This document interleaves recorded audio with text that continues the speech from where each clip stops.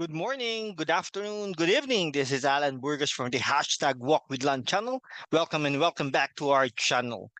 My friends, if you are not yet subscribed to our channel, please do it so that we can be able to maintain and sustain this channel so that later on we can be able to help other people also. All right, so for this afternoon, I'll be sharing to you the syllabus that I have developed for the digital forensics. So if you are ready, we will proceed with this. But before we proceed, let me just honor my subscribers. They are now 4,404 subscribers. 4,404 subscribers. Okay, sorry, 4,404 subscribers. Okay, so thank you very much. And these thousands of subscribers, they came from different continents, different countries around the world. That's why I'm very grateful and thank you very much. And if you are not yet subscribed to our channel, please do it so that we can be able to help and of course help other people and other YouTubers later on. So if you are ready, let me share to you the syllabus that I have developed. No? So this is the digital forensics. And this syllabus is for 18 weeks. And we will be having some lectures and demonstrations using this syllabus. Okay? So please finish this until the end. If you are not yet attuned to this particular course, okay, I will assure you that I will be guiding you all throughout of these weeks, all throughout of these topics, so that you can be an expert of this particular course. Okay, for week 1, we will be dealing with introduction to digital forensics. No, so we will be discussing first the overview of digital forensics. Why is it important to study digital forensics? And then, of course, the terms. Okay, the terms, the definitions, and scope of digital forensics. No, maybe what's the difference between the information security, the cybersecurity, and digital forensics? Why is it we all have these terms? No, and then in terms of digital investigations, okay, what is the importance of this? No, this digital forensics in the investigations of cybercrime. So in a way, we will be mentioning also the cyber crimes that we have for today under different laws. No, here in the Philippines, we have the Cybercrime No Prevention Act of 2012, the Data Privacy Act of 2012, and other laws pertaining to these cyber crimes. No, and then of course the role of digital forensics in different industries, maybe in education, in banking industry, in the insurance industry, etc. And then of course the ethical and legal considerations that we need to consider also for this particular digital forensics. No, now, okay, laws and regulations related to digital evidences. Okay, that's very important. It's very important for us to preserve no the evidences that we might collect no from the cyber crimes or the from the cyber criminals. All right, now we will be discussing also the chain of custody and evidence handling procedures. No, it's very important that the investigator should be able to handle the investigations properly. Okay, the processes, it's very important for them, no, for them to win the case, because it's very important that the case should have won by the prosecutors. Okay, and then of course ethics and professional responsibilities in digital forensics, digital evidence acquisitions in handling, identification and collection of digital evidences. Not all files should be treated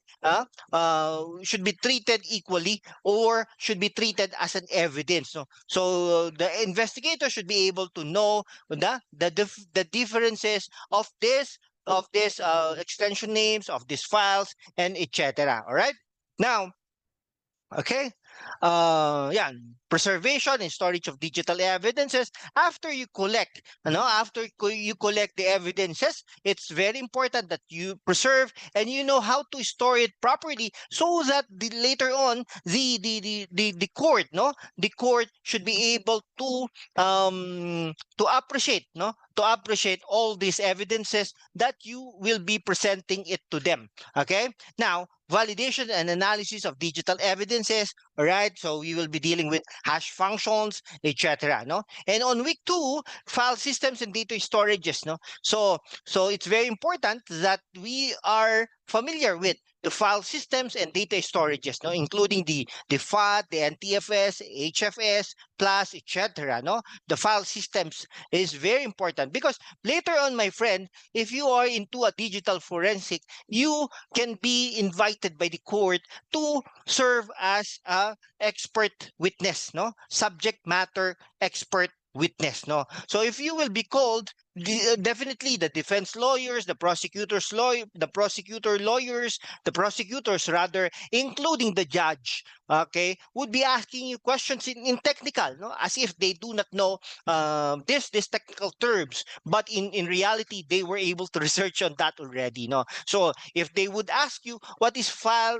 okay, what is FAT, no, okay, what is NTFS, and then if your answer is in negative, or it's not that right, etc., okay, that is points against you.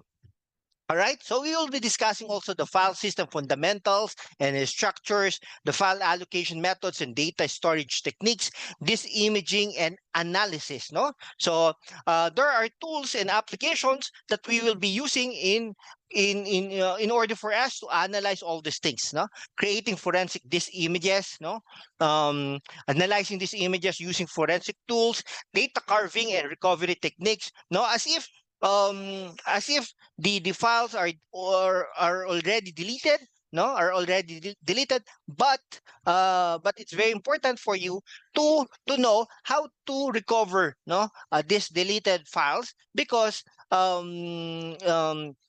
intentionally the cyber criminals would be able to do that, no. Okay, data recovery from deleted or damaged files, file carving methods for extracting data from an allocated space, sorry for that. And then on week three, we will be dealing with Windows forensics here. Okay, in different platforms we should be able to know how to do forensically, okay, all on all these platforms. Windows forensics, investigating Windows artifacts, registry, event logs, prefetch. No, meaning to say, all these cyber criminals would do everything. No, would do everything. Okay, in order for them to hide the digital evidences, including they would be able to manipulate the registry, the event logs. They would be hiding these files into different folders that you are not familiar with. Okay, and then we will be discussing also the analyzing the Windows registry for evidences, extracting information from event logs and prefetch files. Okay, and analyzing Windows memory, for instance. No, so Windows memory, these are volatile memory. Now, once the machines are off, okay, definitely these files are gone already. No, and then we will be dealing also with memory acquisition methods on Windows systems, analyzing volatile memory for evidences, browser history, and cache examination. No, all of these things would be examined all throughout of this course. So please stay tuned, and of course, please hit the notification bell so that every time we upload or I upload with this topic in particular, with this particular week, okay, you are being notified. Okay, extracting web browsing artifacts for investigations, analyzing browser cache and cookies. And in week four, we will be dealing with Mac forensics, no? Mac OS file systems and artifacts, the HFS and the APFS file systems, no? And analyzing Mac specific artifacts for evidences. Okay, so for your information, Mac is a Unix based, no, operating system for their Mac OS, no? So definitely these are different, no? Or yeah, these are different to Windows artifacts also, no? Analyzing Mac memory, okay, memory acquisition on Mac OS, investigating volatile memory for Mac systems, Mac specific applications, and user data analysis. Okay, so we will be dealing with extracting data from Mac applications and user files. Now, in week five, we will be dealing with mobile forensics. These are the topics that we will be having. No, introduction to mobile forensics, challenges and consideration in mobile device app investigations, mobile operating systems and file systems, acquisition and analysis of iOS devices, techniques for acquiring data from iPhones and iPads, okay? Analyzing iOS artifacts and backups, acquisition and analysis of Android devices, methods for to acquire data from Android smartphones and tablets, analyzing Android artifacts and data structures. Now, in week six, now in week six of this particular course, we will be dealing and discussing about the network forensics. No, so in network forensics, okay, we are not only investigating, we are not only carving the data with a specific laptop, but also of different systems of different networks. Okay, so we will be dealing and discussing about the how to investigate the network traffic. Okay, so we will be using tools and applications in order for us to do this, capturing and analyzing network packets, identifying and reconstructing network sessions, packet capture and analysis.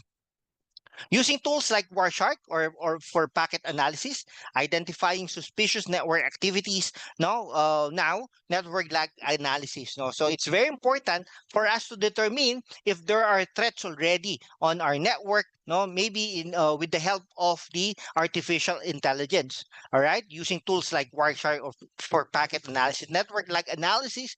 Okay, analyzing firewall logs, DNS logs, and other network logs. Logs are very important because other networks or other companies, corporations for that matter, they are just having the logs, but they do not know, or they are not doing the logs analysis. No, so detecting network based attacks and intrusions. In week 7 memory, we will be dealing with memory forensics. No, okay, so volatile memory, introduction to memory forensics, understanding the importance of memory analysis in investigations. As what I've said a while ago, that cyber criminals would do everything to hide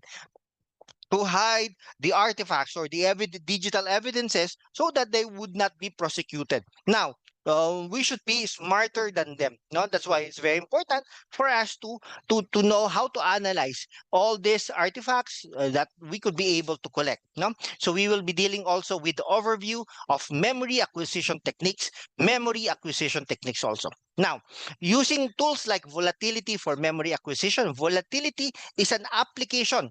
No, it is an application that we can be able to use. No, this is an open source or freeware for that matter that we can be able to use in order for us to help the company to preserve, no, the integrity of the company. Now we will be dealing with extracting memory dumps for analysis, analyzing volatile memory for evidences. No, now investigating running processes of network connections and malware artifacts and memory.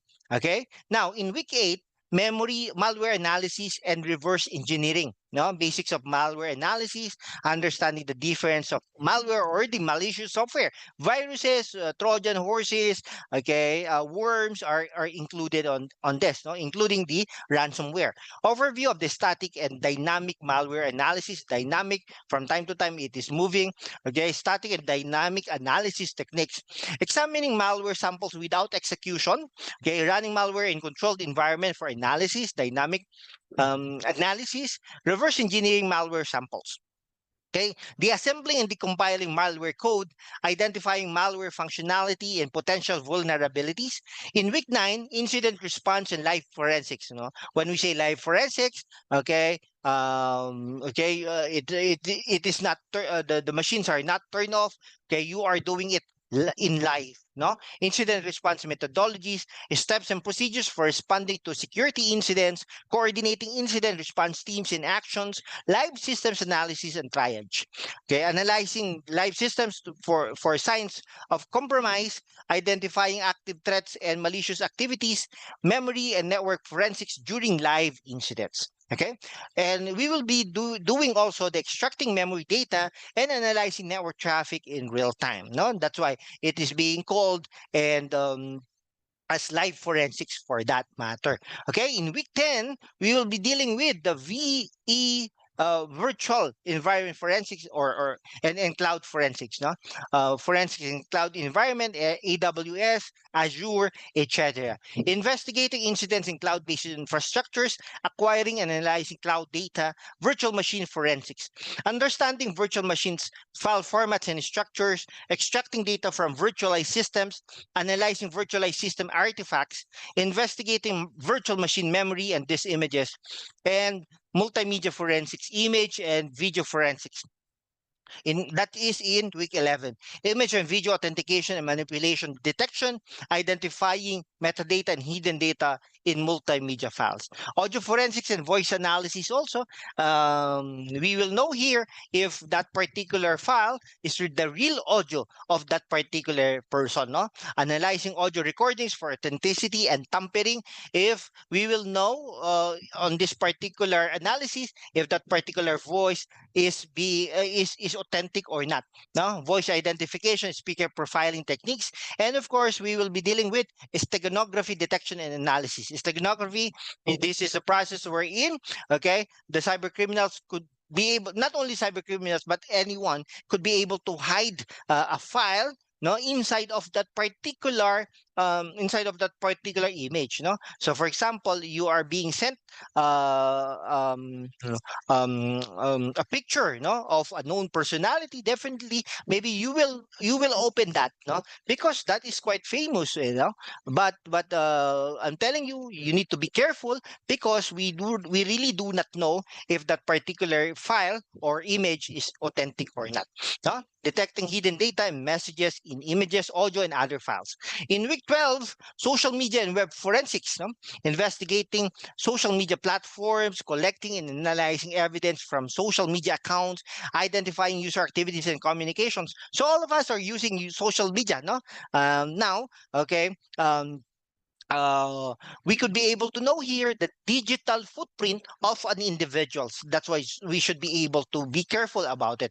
Web server lag analysis, analyzing web server lags for evidence of cyber attacks, tracing user actions and interactions on web applications, and extracting evidence from web browsers. No, recovering browsing history, cookies, and cache data.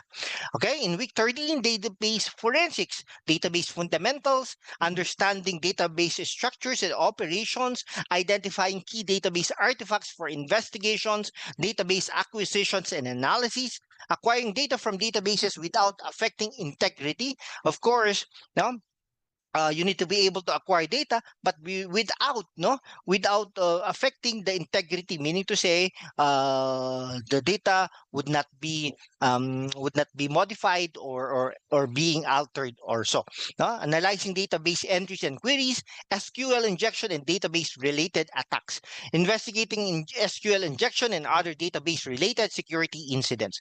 And week 14, Internet of Things, IoT forensics, introduction to IoT forensics, challenges and considerations in investigating IoT devices, understanding IoT ecosystems and communication protocols, investigating IoT devices, smartphones, smart home devices, etc., smart lights, smart car, etc. No?